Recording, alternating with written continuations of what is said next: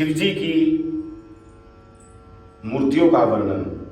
नंदीश्वर बोले कि हे तात, आप सब लोकों में सब कार्यों को पूर्ण करने वाले शिव जी के अवतारों का वर्णन सुनो। शिव जी की 8 मूर्तियां बताई गई हैं। वे सर्व, भव, रुद्र, उग्र, भीम, पशुपति, ईशान और महादेव नाम से प्रसिद्ध हैं।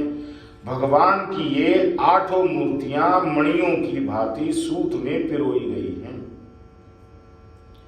पृथ्वी, जल, तेज, वायु, आकाश, अक्षेत्रज्ञ, सूर्य और चंद्रमा में ये क्रमशः अधिष्ठित हैं। अब शंकर भगवान विश्वंभर रूप से इन्हीं के द्वारा सब में व्याप्त हैं। पृथ्वी रूप से वे चराचर जगत को धारण करते हैं। जल रूप से विश्व को जीवित रखते हैं। चराचर जगत को धारण करते हैं। पृथ्वी भी शिव है, जल भी शिव है। हे, यह शिव का उग्र रूप है। एक आकाशात्मक भीम रूप है।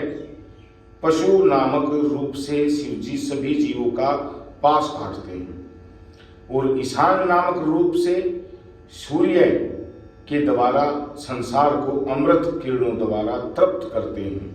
सूर्य भी शिव है। 8वां रूप से अपूर्व रूप से आत्मा नामक शिव ही सब में व्याप्त हैं। अंदर कौन है? आत्मा रूप में शिव।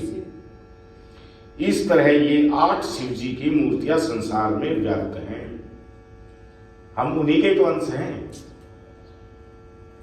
हमारे अंदर शिव है, शिव के अंदर हम हैं। बोले शंकर भगवान की जय।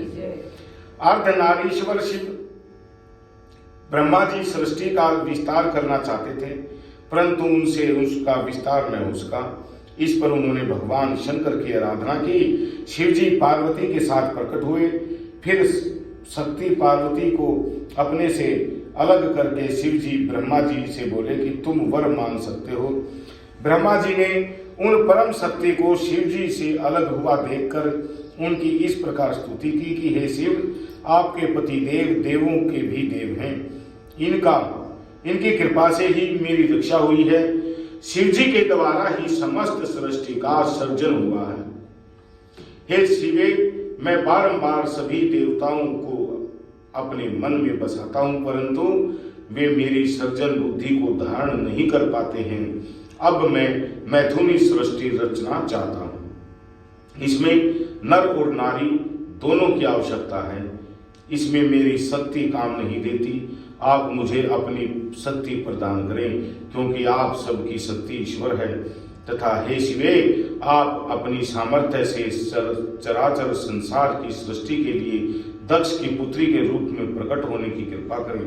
ब्रह्मा जी की प्रार्थना सुनकर देवी पार्वती और भगवान शंकर ने तथास्तु कह दिया।